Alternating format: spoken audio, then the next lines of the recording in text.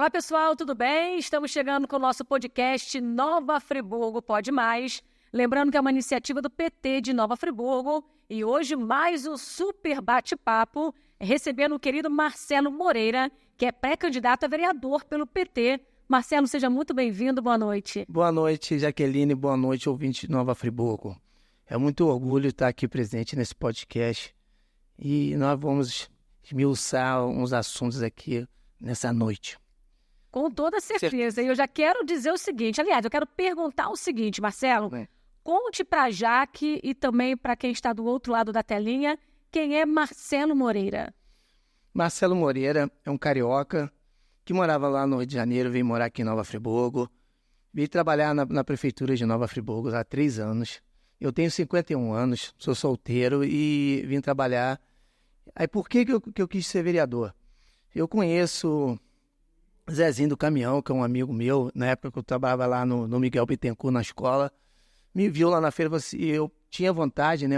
Eu postergava ser vereador e eu falei, pô, Zezinho, eu tenho vontade de me filiar e tal. Eu ia até me filiar no partido, aí, o outro partido que é, né, de oposição do governo. Mas eu não me filiei não, eu sempre gostei do PT.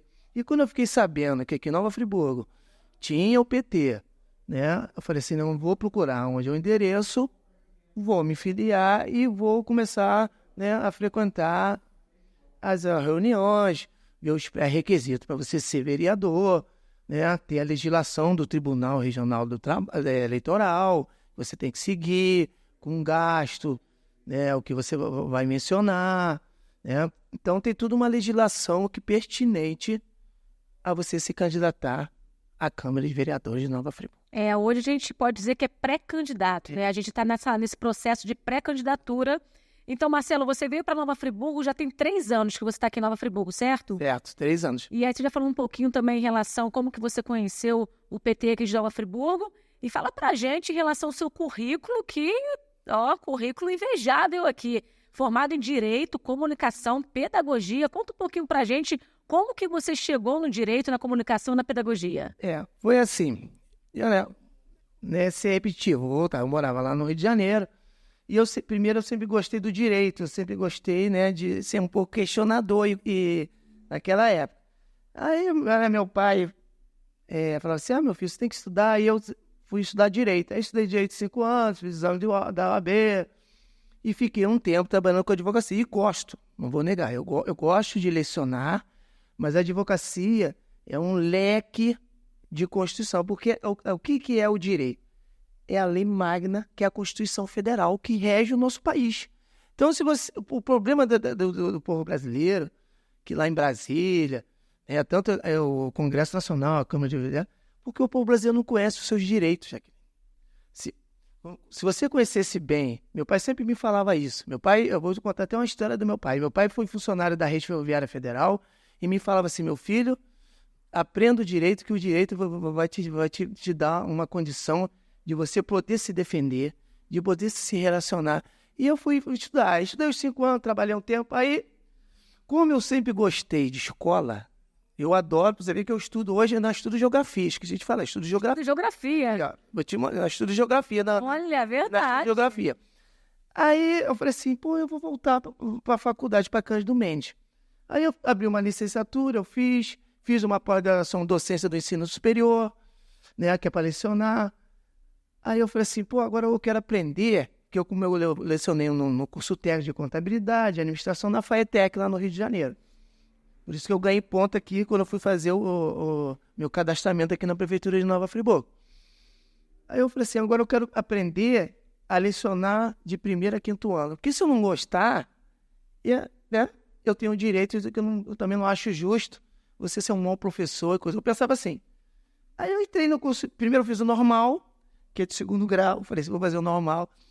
E aí eu entrei no curso de Pedagogia lá na Faculdade de São José Tadeu, lá no Encantado, que é lá perto de casa. Eu entrei, fiz os 4 anos, me formei, aí eu comecei a lecionar lá no Rio de Janeiro. Eu tinha a FAETEC e tinha o 1º a 5º ano na prefeitura, que eu não era concursado, mas eu era contrato, igual era aqui em Friburgo. Fiz a minha inscrição, levei meu diploma e comecei. Aí nesse meio tempo que eu estava lá no Rio, abriu a inscrição aqui desse prefeito do Johnny Maico, abriu a inscrição, quem é pedagogo, quiser... Aí eu vim fazer inscrição. Lógico, eu estava nesse intercâmbio. Rio e Nova Friburgo, Rio. Até que me chamaram. Aí eu chamei a diretora e falei, Lidiane, muito obrigado, eu estou trabalhando aqui, mas eu tenho vontade de ir para Nova Friburgo. Ela falou assim, mas você quer ir no Nova Friburgo? O quê? Você está satisfeito com a gente? Eu falei, não, as portas estão abertas. Então até que eu falo com ela até hoje. Eu vou no Rio de Janeiro, dia 29, e vou lá no colégio que eu lecionar. Para você ver, 3 colégios, Jaqueline, que eu fui aluno, eu voltei como professor. Isso é sensacional, sensacional. Eu sou da turma de 1981 da Taguari. Olha. Foi a Escola do Céu Taguari, do João Lira e de uma outra escola lá no Meia. O pessoal não acreditou. Não, você não foi da turma de 1981. Eu peguei lá nos arquivos, eu mostrei minha ficha, estava até hoje, de 1981. Tem livro para escrever, já pode escrever um livro. Não, eu não tenho essa capacidade. Tem, acho que não. Tem. Aí eu formei e falei assim, peraí, aí eu vim para Friburgo. Aí fui trabalhar no Cônego, fiz a inscrição, fiz o exame. Aí falou assim, você tem que se apresentar a Roberta lá e Rafaela, que são 2 professores, que eu até hoje falo com elas, meu contrato está acabando, mas eu ainda continuo amizade, igual eu tenho com você, e vou ter com essa menina aqui, tá. Aí eu comecei, fiquei 2 anos e pouco, acabou. Aí eu saí, conheci lá, que o vereador Zezinho do Caminhão ia muito lá, porque a escola... Aí o Zezinho me viu e falou assim, Marcelo, eu quero que você faça a parte. Eu falei, Zezinho, eu não sei, porque eu moro aqui há pouco tempo. Eu sempre fui assim, um pouco recaído, porque quando você chega novo num lugar, você não pode... Eu não sei, mas eu tenho vontade, porque do meu jeito que eu gosto de ajudar as pessoas, eu adoro uma ONG. Eu estava falando para um outro candidato ali, eu tô doido para mim para uma ONG. A ONG, a gente chega numa ONG, ensina as crianças da comunidade, conhece o pai e a mãe, ajuda. Quantas vezes, às vezes não tinha nem um chinelo, aí você vai dar um presente.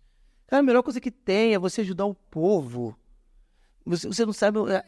Você chega na rua, eu chego em Olaria, todo mundo vem falar comigo. Eu fui numa quadra, vou te contar eu quero contar uma coisa mesmo. Eu vou na quadra da Imperatriz, e eu não sabe por que eu não estou indo mais? De vergonha. Sabe o que é de quê? Uma aluna quer que o pai paga tudo para mim lá. Eu falei, não vou mais não. Ela tinha o Marcelo, e ele me conhece, lá do Miguel Mendelcourt. Eu parei de ir, Jaqueline. Eu falei, não faz isso não.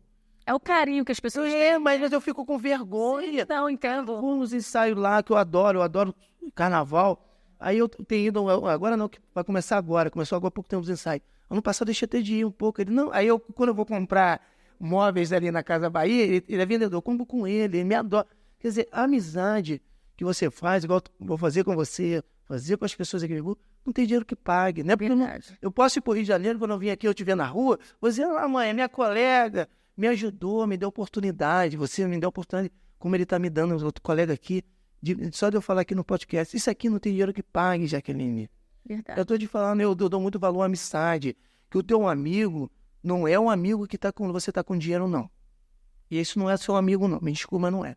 Amigo é aquele quando você está precisando e chega para você e fala assim, Marcelo, eu vou te ajudar. Eu vou arrumar um emprego para você. Eu vou te apresentar um outro colega para você. Esse é meu amigo. É querer o bem, né? Fazer o bem. É querer o bem e fazer o bem. E essa questão da oportunidade, essa questão da amizade, tudo isso é muito importante. O nosso primeiro bloco está chegando ao final, já passou rápido, né? Tá vendo? Esse é Marcelo Moreira, né? Pré-candidato a vereador pelo PT, formado em Direito, Comunicação, Pedagogia e está cursando Geografia. No segundo bloco, vamos conversar sobre Código do Consumidor, tema super importante. Não saia daí. Muito bem, pessoal, voltamos com um tema super importante, recebendo hoje Marcelo Moreira, que é pré-candidato a vereador pelo PT, aqui de Nova Friburgo. Marcelo, vamos falar um pouquinho sobre Código do Consumidor, que é um tema super importante e precisa muito ser debatido, né? Isso, Jaqueline, é um tema muito importante porque todos nós somos consumidores. Exatamente. Todos nós fazemos compras, todos nós compramos produtos, independente se é perecível, eletrodoméstico, automóvel, celular. Então, existe o Código do Consumidor, que é a Lei 8.078, de 11 de setembro de 1990.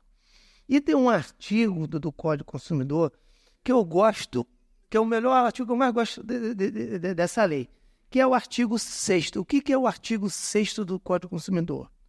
Que é o artigo que diz que toda informação tem que ser clara, precisa e clara. O que é isso, Marcelo? Me dá um exemplo, então. Vou dar um exemplo, Jaqueline.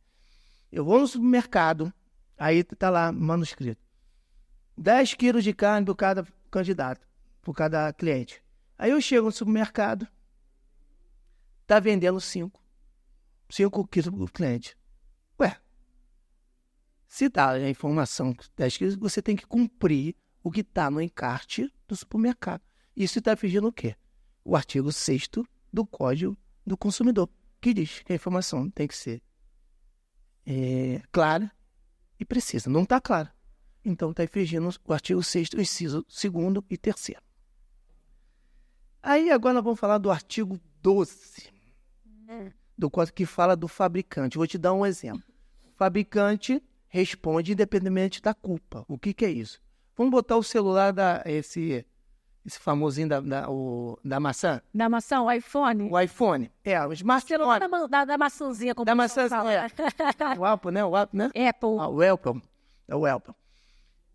Uma colega minha, vou dar esse exemplo, comprou esse celular da Apple lá no Rio.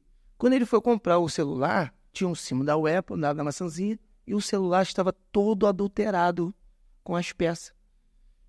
É o artigo 12. Por quê?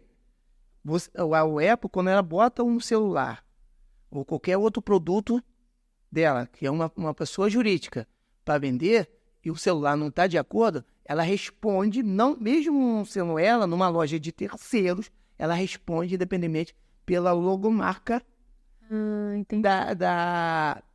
da maçãzinha da Apple. E é o artigo 12. O fabricante responde independentemente de culpa ou não. Então, o que acontece? Esse meu colega que comprou o celular, ele pode tanto acionar a loja que ele comprou, que ele custeou na hora, com cartão ou espécie, que é dinheiro vivo, ou ele pode adicionar o Apple, porque está infringindo o artigo 12 do Código do Consumidor. Entendi, Marcelo. E quando acontece, porque existem lojas que, né, como diz aí o brasileiro, empurra com a barriga a responsabilidade. E aí, se eu compro um celular, ele vem totalmente modificado, e a loja começa a inventar algumas coisas, criar barreira para não trocar. Como proceder? O código, você está infringindo esse artigo. Você está falando, quando você compra de terceiro, por exemplo, assim, na mão de outro, ou de terceiro, de outra pessoa, é uma coisa. Quando você compra numa loja, independente onde se é aqui no centro de Nova Friburgo, se é lá em Olaria, eu comprei numa loja que é autorizada pela Apple, não é? Isso. Então, aí eu vou poder adicionar em juízo a loja e a Apple, por quê? Tem a logomarca e aquelas tiradas foram falsificadas. Aí o que acontece? Você vai ter que pegar o celular, ir lá numa autorizada da Apple e levar para eles consertar. Porque está fingindo esse artigo aqui. Olha lá, eu vou até ler o artigo. Leia, pode ler. Fabricante, produtor. Olha lá. Consumidor, lá, responde independente da responsabilidade de ser ele ou não, e da existência de culpa. Entendi. Mesmo ele sendo terceira, a loja autorizada da Apple, ela autorizou outra loja a vender em nome dela. Então, esse artigo 12. Que eu queria te falar que isso aqui é importante. Que às vezes a loja, não, você comprou numa loja, mas só que aquela loja, ela está autorizada da Apple para ela vender. Então, a gente chama-se que é uma culpa concorrente. Se eu boto um produto, te dou para Jaqueline vender, e eu também estou respondendo, eu também sou partícipe na venda. Por quê? Tem o meu nome e tem o seu. Chama-se uma culpa recorrente. Chama-se uma culpa recorrente. Vamos agora ao próximo artigo, que eu também gosto muito, é o artigo 19, que é justamente esse que eu estou falando, que um responde solidariamente para o outro. Por exemplo, vou te dar um exemplo, vamos botar de passagem, que é, né? Boa. Boa. Que é aquele de voo, né? Aquele que eles vendem já passagem que nos bancos de aviões. Já marcado. Já marcado. Também é o artigo justamente. Você vende antecipadamente, recebe o dinheiro e os voos tem até um nomezinho, não estou lembrando, mas tem um nomezinho que chama quando as poltronas dos aviões estão ocupadas. É o artigo 19. A empresa responde e a outra empresa, é parecida até com esse do celular, responde por quê? Você tem a má fé que sabendo que já está o avião totalmente completo e você mente. O artigo 19 também. E aí, por que acontece, Marcelo, por exemplo, né? Eu já passei por situações assim. Pergunta que eu gosto que pergunta, que faz eu raciocinar. Eu já passei por situações assim. Pergunte. Conheço muitas pessoas que passam por esses problemas. E por que na hora da compra é tão fácil e na hora de resolver é uma dor de cabeça, vai um jogando para o outro? Por exemplo, essa questão de avião. Você conseguir resolver com uma companhia aérea é muito complicado, mas tem que ter a solução, né? Tem que ter a solução. Mas o que acontece? Volto de novo sobre o celular. Quando eles vendem, você falou muito bem, eles vendem na hora, oferecem vantagem. Uma facilidade. Pagam no cartão em 10, 20 vezes. Mas só que eles têm que entender que aquela responsabilidade é solidária. O que é uma responsabilidade? É quando é você que está vendendo e a outra parte. Ela não está vendendo já querendo em nome de outra. Por exemplo, vamos botar uma Varig. A Varig não, essa Gol.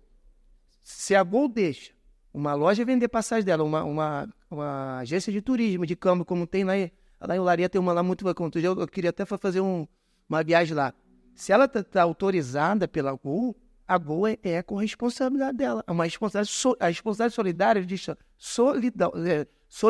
solicitam aquilo que está sendo ajuizado. Então, o que acontece? A Gol vai ser responsabilidade. É porque realmente também a nossa justiça no Brasil ela é muito obsoleta, lenta. Depois eu vou te contar um caso que eu estou com um processo contra uma faculdade, casa de nota, e depois no final, na conclusão, para você entender como mais ou menos uma coisa.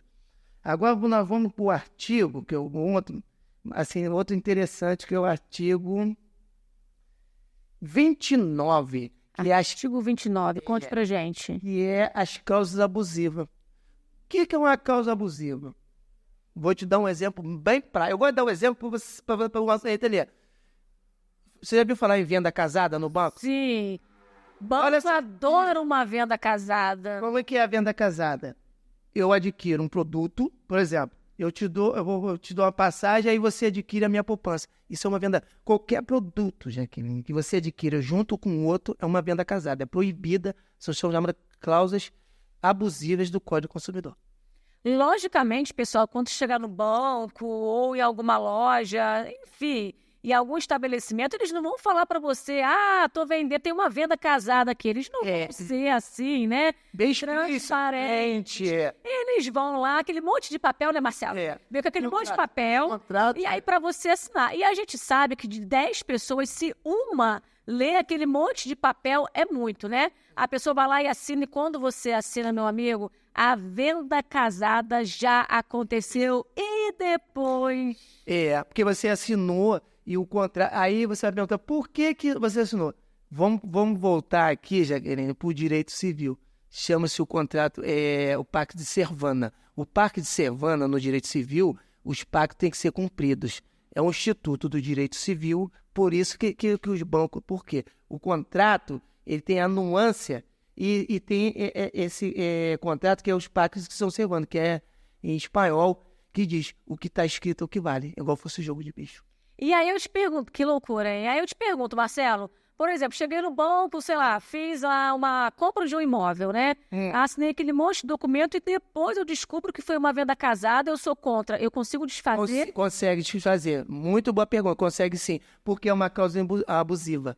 Aí você consegue, porque a venda casada, Jaqueline, é abusiva. O banco, ele faz esse procedimento que muitos não... Que a letra, se você reparar, as letras são bem pequenininhas. Eu mesmo não... Eu não enxergo nada.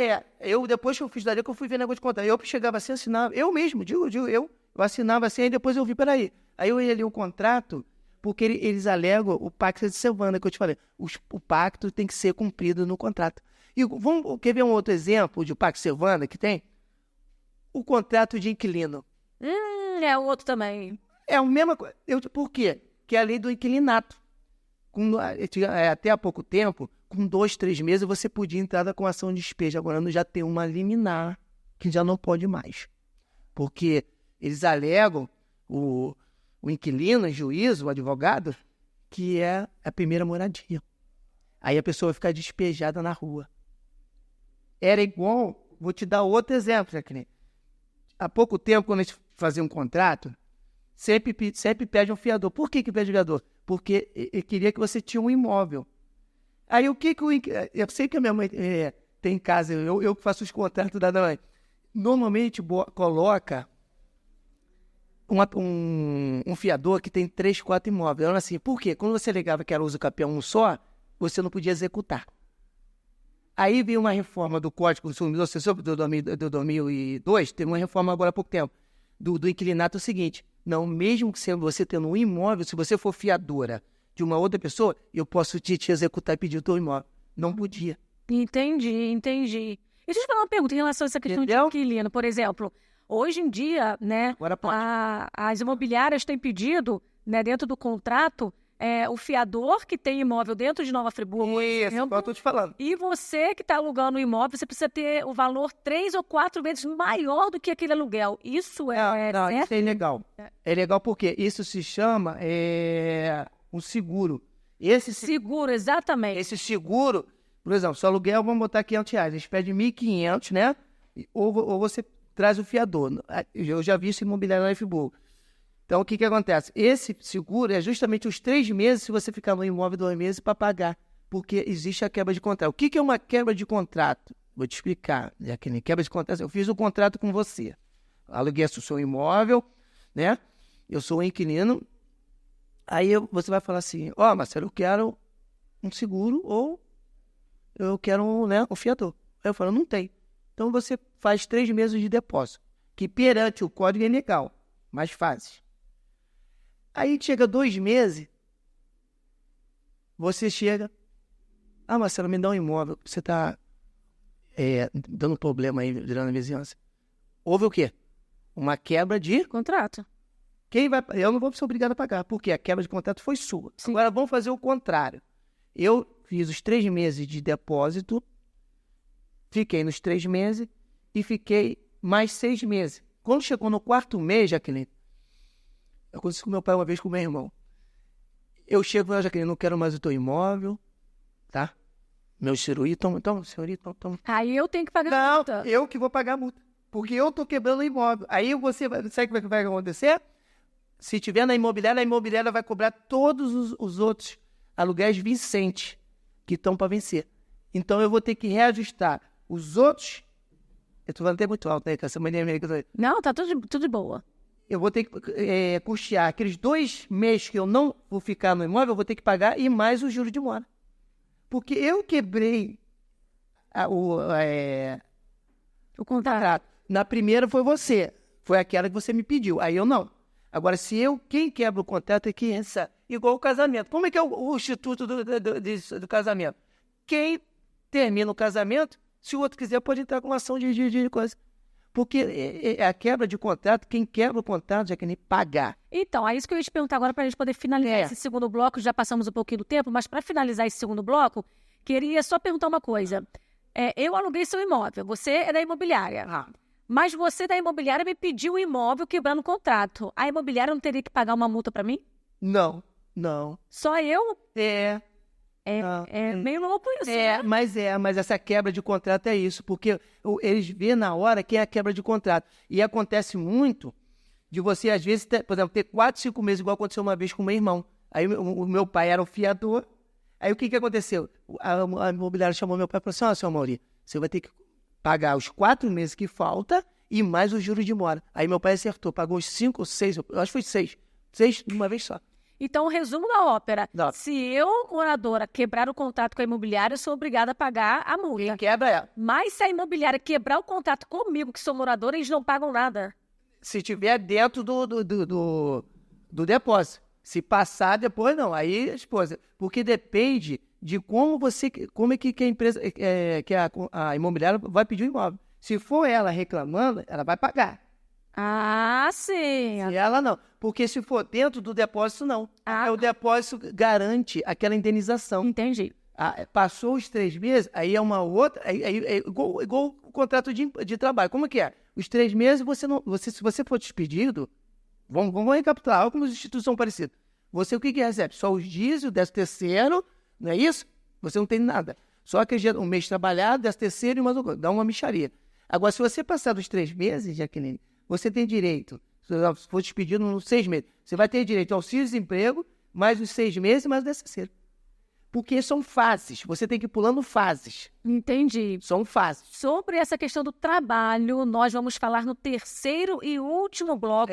Vamos abordar sobre justa causa, que é importante. A gente não entende muito bem, mas vamos entender daqui a pouco. Me espera. Pessoal, voltamos com o nosso terceiro e último bloco do nosso podcast Nova Friburgo Pode Mais. Batendo um super papo, aprendendo bastante aqui com o querido Marcelo Moreira, que é pré-candidato a vereador pelo PT. E agora vamos falar um pouquinho, Marcelo, sobre justa causa, CLT 482, é isso? Isso, da CLT, Jaqueline. É muito pertinente o que você falou.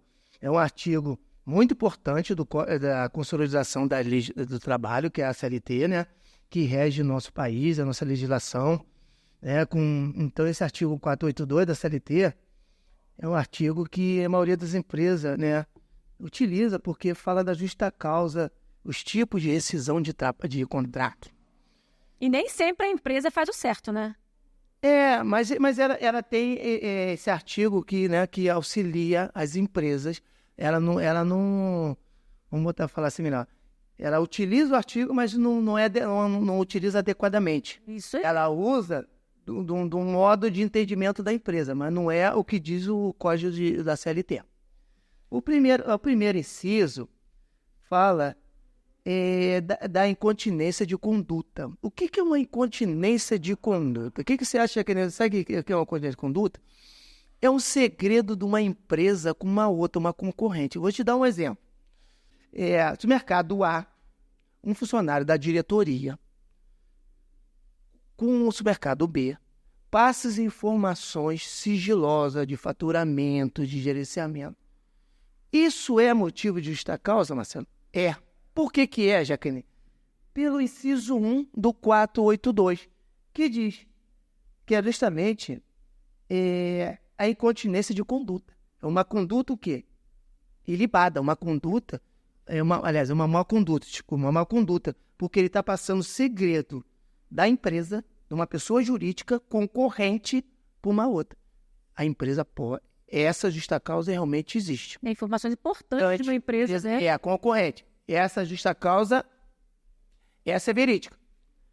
Vamos para essa letra A. Vamos para a letra B. A letra B é justamente o funcionário de qualquer, independente da empresa, que esteja a priori, o que é a priori? Esteja respondendo ao inquérito e na tramitação do processo de recurso, de contestação, lá no final do processo legal, ele venha a ser condenado com uma sentença condenatória. O que é uma sentença condenatória? Sentença condenatória é a sentença que o juiz condena qualquer ser humano que infrinja a lei ou comete qualquer crime. Então, o funcionário trabalhando, se ele for condenado, ele ganhar essa sentença condenatória, a empresa X, Y, B, o que for, pode dar justa causa. Isso, tá certo. Vamos para a letra C. A letra C é justamente a embriaguez, que eu acho que isso aqui eu já vi muito acontecer, porque, igual aquela outra, depois eu vou explicar uma outra, que a embriaguez não é porque você chegou com aparente olhar embriagado que você está embriagado.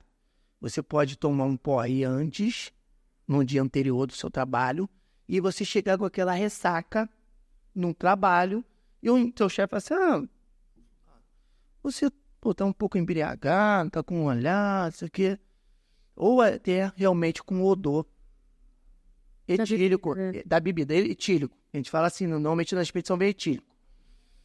E vai dar justa causa. Essa justa causa não existe. Essa justa causa, para caracterizar, não é um dia, Jaqueline, não é 2, não é 3, não é nada. Eu já presenciei do funcionário vir um dia bem, vi no outro dia bem, aí no terceiro ele vi com essa fisionomia facial, aparentemente ou ele consumiu álcool etílico, aí no outro dia ele vem bem, e quando chegar no final do mês ele ganha uma justa causa. Aí ele vai e assina, tudo bem, ele vai assinar, mas se ele recorrer na justiça, não existe essa justa causa. Então, quando você assina uma justa causa pela empresa, porque muitas pessoas não têm esse conhecimento, aí pede para assinar, assinou. Eu assinei, mas aí depois eu fui informado que aquilo não é legal. Eu posso recorrer. Pode recorrer, porque na hora que você assina aquela injusta acusação, que é uma injusta acusação, queira ou não queira, porque a justa causa, Jaqueline, ela é parecida como fosse um boletim de ocorrência contra uma pessoa. É uma coisa muito séria. O tempo que eu estudei justa causa, porque você faz um documento feito assim, uma ocorrência policial. Aí você assina para você ter direito de se defender em juízo. Se você não assinar aquela justa causa, você não tem, como é que eu vou chegar para o juízo que falar, excelência, eu trabalhei na empresa X, e aí o juiz vai falar, cadê os documentos do empregado X para você dar entrada aqui no cartório, no processo lá no cartório? Você tem que ter um vínculo empregatício. Então você tem que assinar aquela justa causa, mesmo estando errada, erroneamente, para você ter direito no advogado. O advogado vai ver os motivos, né, relatados, como eu escrevi aqui. Peraí, vamos ver se aqui está de acordo com o 482 da CLT. Não está. Você chegou um dia ou outro com fisionomia, aparência, não foi os 30 dias. Então tem uma irregularidade. Lógico que o devido processo legal tem tempo, como qualquer processo. Tem a tramitação, recurso, contestação, entra o recurso ordinário, extraordinário. Você sabe como que é o sistema. Tanto é que aqui, o nosso sistema brasileiro, eles querem acabar com todos os recursos por causa disso. Que você entrou com a petição, aí entra com a reclamada, a gente chama de reclamante. Gente, eu sou reclamante e a empresa está sendo reclamada. Ela vai e entra com o recurso. Aí ela entrou com a contestação, eu vou entrando com um recurso extraordinário. Aí ela vai e entra com o outro recurso. E fica de recurso até chegar numa coisa chamada jurisprudência. Você já viu falar de jurisprudência? Jurisprudência é um julgado que o juiz faz. O que é um julgado, Márcio? Por exemplo, eu tenho um julgado dizendo que qualquer carro que esteja na porta daqui do PT está proibido e não vai ganhar causa. Aí vem uma pessoa qualquer, coloca o carro. Mas eu já tenho o quê? Uma jurisprudência, que é uma decisão judicial do magistrado, dizendo que independente do carro que estiver na porta do PT, não adianta entrar com a ação. A jurisprudência é um julgado, é um resumo de um assunto. A gente não está fazendo aqui uma explanação, esmiuçando, é mais ou menos isso. Entendi. Então você pega aquela jurisprudência, se houver uma jurisprudência de certo assunto, que eu vou trazer, se você quiser, eu posso até trazer aqui, só eu olhar, eu já sei que não adianta entrar com a ação, porque já tem um julgado. A jurisprudência é um julgado de certos assuntos jurídicos. Uma decisão.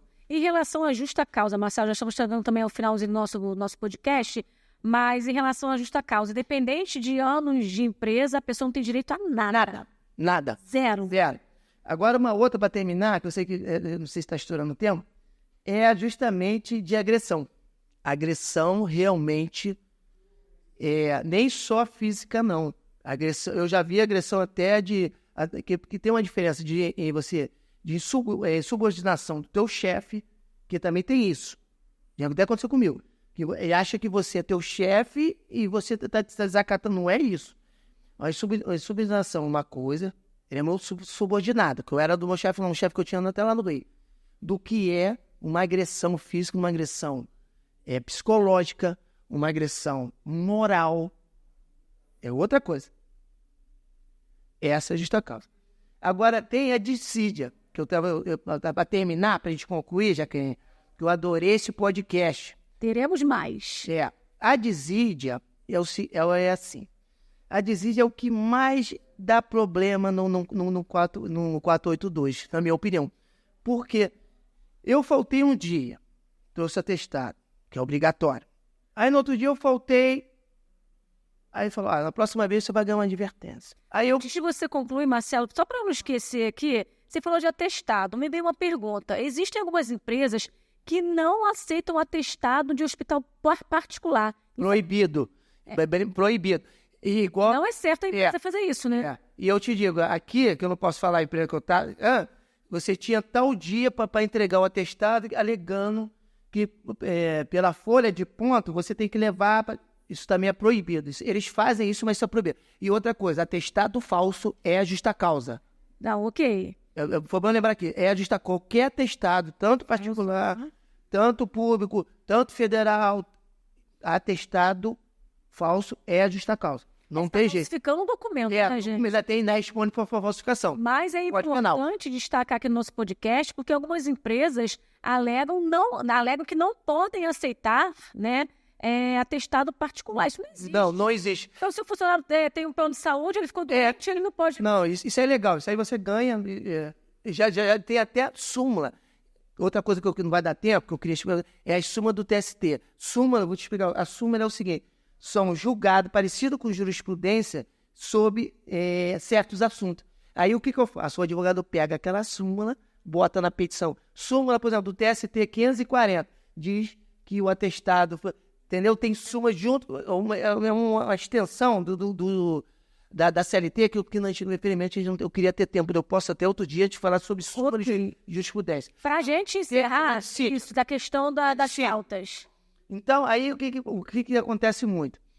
Eles dão a dissídia. A dissídia ela só é correta quando realmente você falta os 30 dias, que é o abandono de emprego. Abandono de emprego. Aí sim. Aí você vai me perguntar assim, mas se eu faltei, por exemplo, 10 dias e fui 15. Eles dão dissídia. Não existe, mesmo dando suspensão, porque eles dão que tem uma regra para ser seguida pela CLT. Qual é a regra? Orientação, né? Chama, o que você faltou, tal. Depois disso, vem advertência. Depois da advertência, vem suspensão, que você assina aquele de 1 dia, 2 dias ou 3 dias, dependendo do grau que você cometeu, né? Referente ao chefe, ou à empresa, ou a coisa. E vem, depois da suspensão, vem a justa causa, que é a desídia. Mas essa desídia só existe com essas faltas reiteradamente. Vem escrito aqui no código, que eu não estou lembrando aqui nem. O que é reiterada? Reiterada é quando você faz várias vezes. Não, eu fiz uma vez, fiz 2 vezes. Não é. É você seguir uma linha de tempo. São faltas seguidas, né? Então, são coisas, são uma nuance que parece que não faz diferença, mas na hora que o juiz, na hora da audiência, como se fosse eu estivesse aqui com você, ele vai pegar a petição e vai olhar assim, peraí, não teve uma falta reiterada, a palavra reiterada, direto. Ele teve intercâmbio. Quer ver uma outra coisa para terminar, que interessante? É sobre as mulheres que trabalham em casa de família.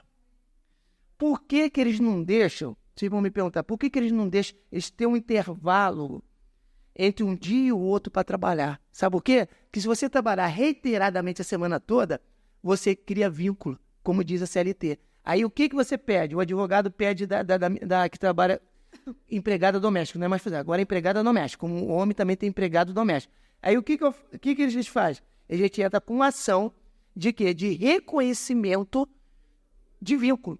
Não pede direto aquela indenização. Primeiro, um dos problemas que eu vejo que muito advogado faz, não se pede logo a indenização de trabalho, de férias, não. Primeira coisa que se pede é a vinculação. Eu tenho um vínculo com aquela empresa? Tenho. Aí sim, aí depois futuramente você entra com ação. Aí eu entro. O que a gente faz? A gente pede a vinculação na casa daquela de família, dizendo, ela trabalhava todo dia, tal. Aí o juiz deu. Aí depois a gente entra com pagamento, com rescisão. Entendi. Interessante demais, gente. Nosso podcast está chegando ao final. Marcelo, quero te agradecer imensamente pela sua participação, pela sua presença, por esse debate aqui tão bacana e por tanto conhecimento passado, né, nesse podcast. Muito obrigada. Obrigado a você, Jaqueline. E a todos de Nova Friburgo, uma cidade maravilhosa que eu amo, apesar de ser carioca, mas eu amo Nova Friburgo. Nova Friburgo mora no meu coração. E pena que foi muito rápido.